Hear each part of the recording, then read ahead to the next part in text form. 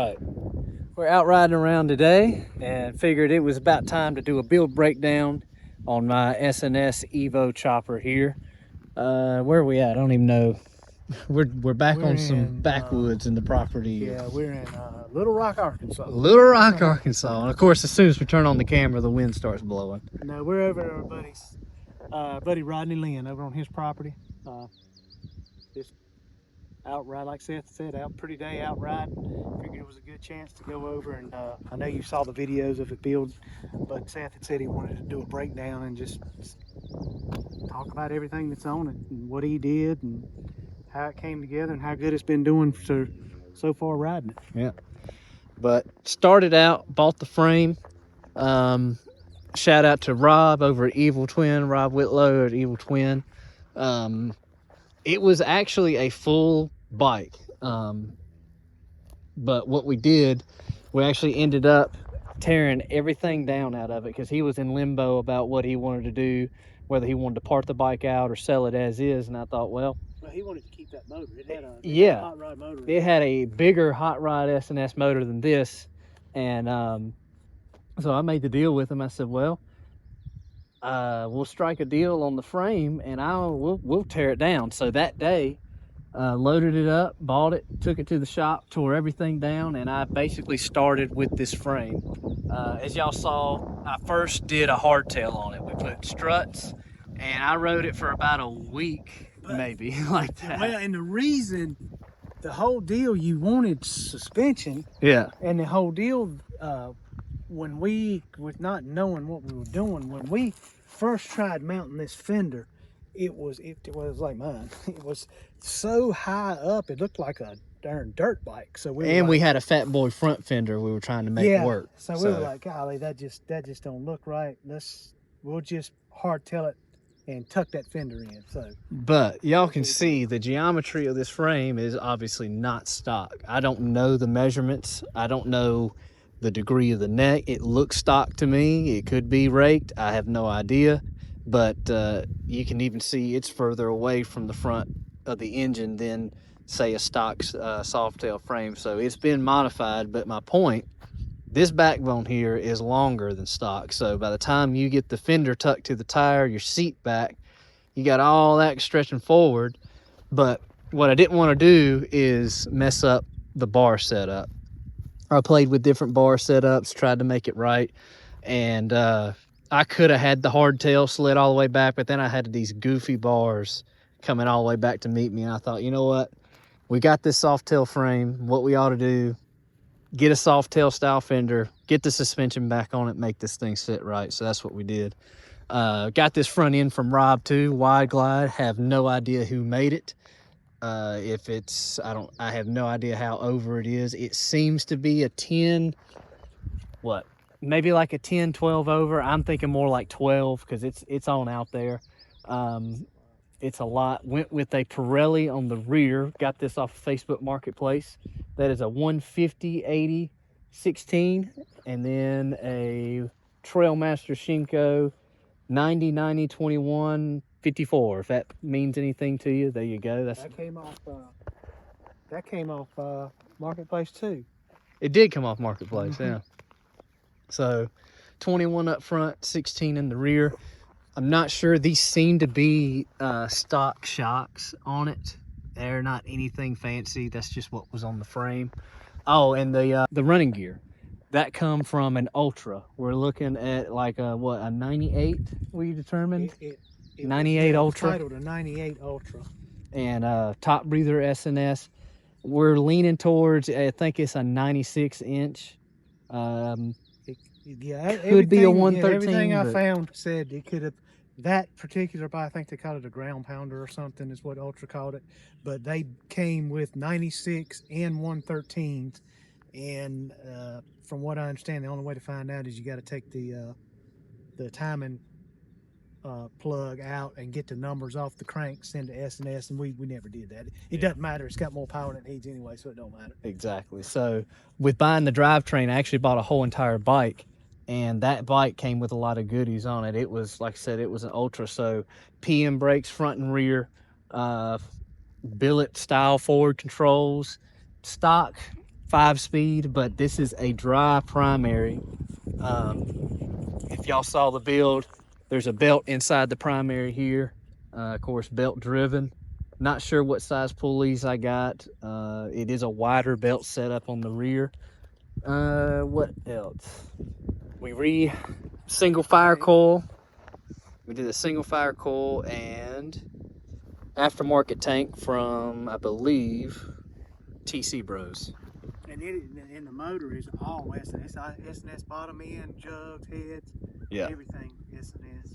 Everything S&S.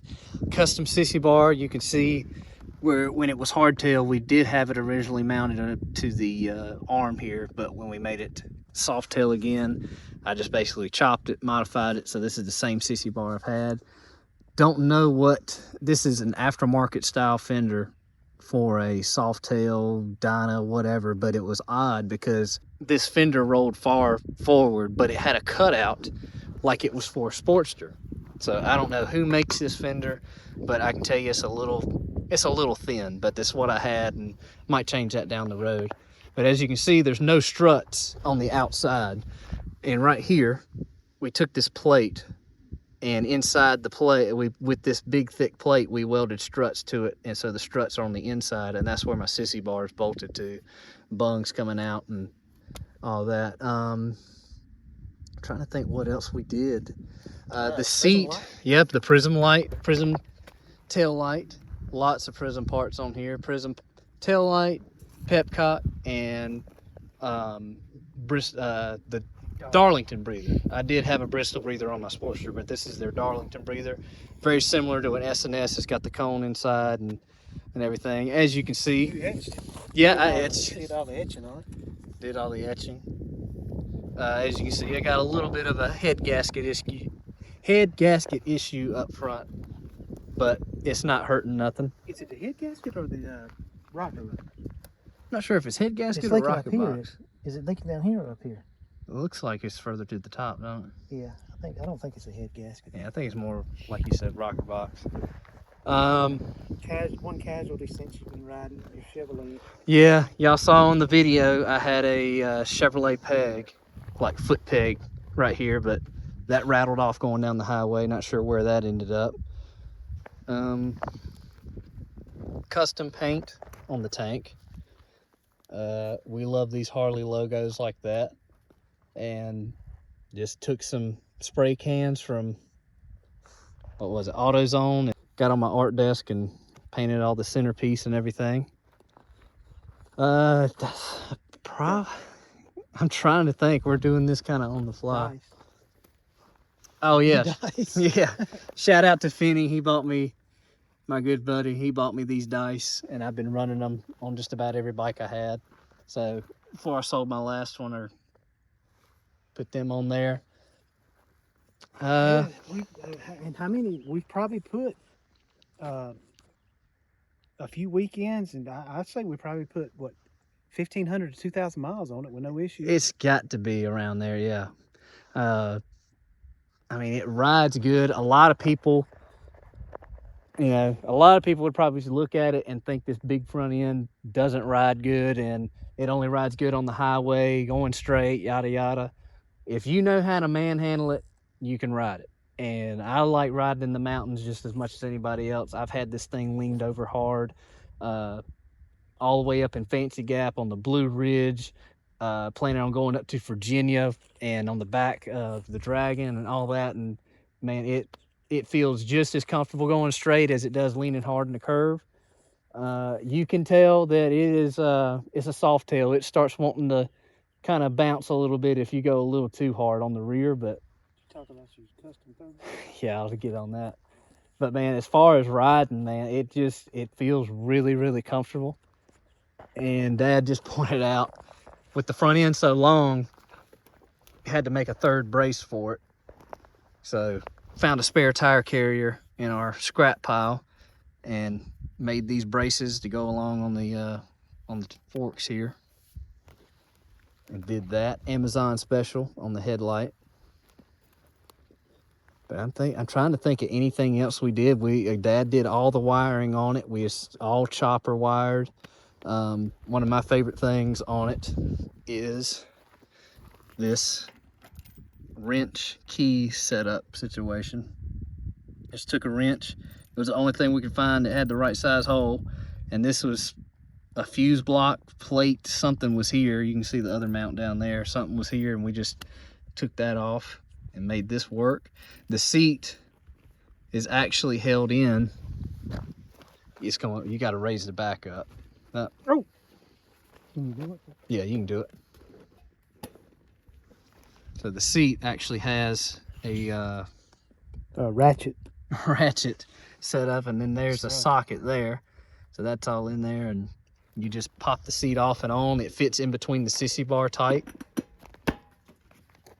Seat is installed, not going anywhere. Because this thing can catch on fire at any time, so you got to be able to get the stuff quick. That's right.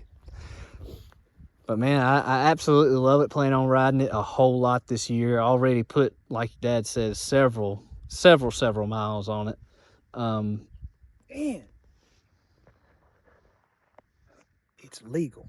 Oh, Titled, tagged, and legal, like it's supposed to be.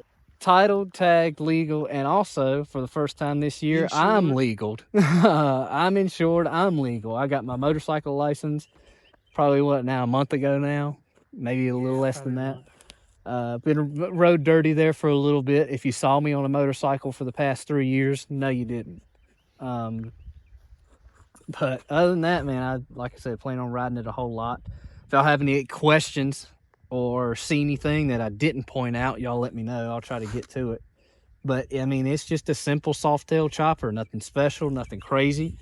It rides good. Like I said, plenty of power. I've always had Sportsters, so that bottom end torque is a lot of fun. That carries you through the curves, and you know, that's to me, that's a big thing for a chopper, to have a little bit of power behind it.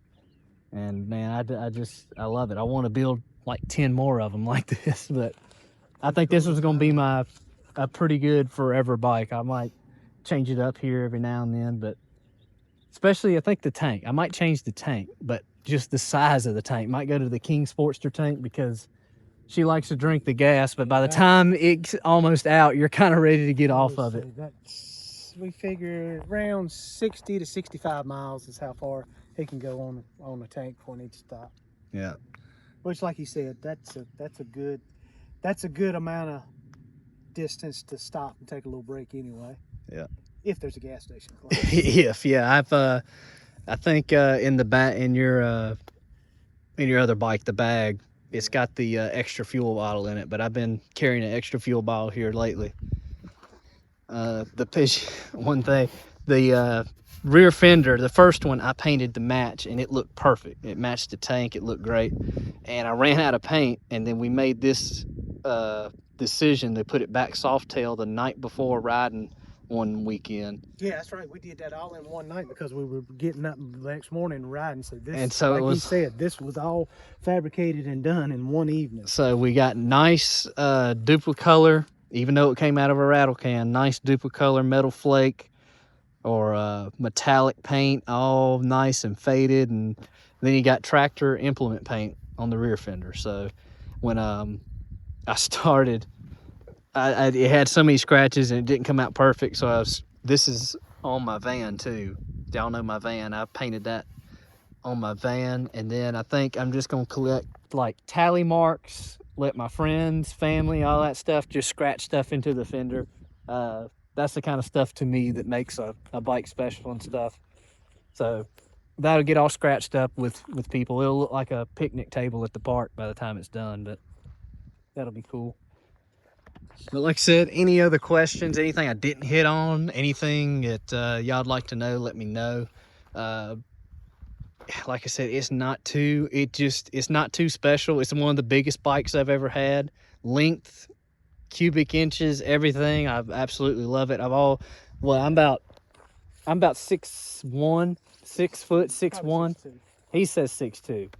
But so when I get on a Sportster, I kind of feel like I'm all closed up. But on this thing, I'm leaning back. That I love seeing that front wheel so far out in front of me. I feel like even if I'm in the same position, I feel a little more comfortable on it. So you're feeling how wide your feet go around the big primary and on those forwards and everything. I feel way more comfortable on it. So I think it's definitely the bike for me. But what do you got to add to it? You wouldn't have built it this way, would you? I did. You did. No, that's, I think you've covered everything. Like you said, it's really nothing elaborate or special. It's just a bunch of pieces and parts thrown together that we found, and I think we turned it into a pretty cool bike. Yeah, I've enjoyed it and plan on putting a whole lot more miles on it.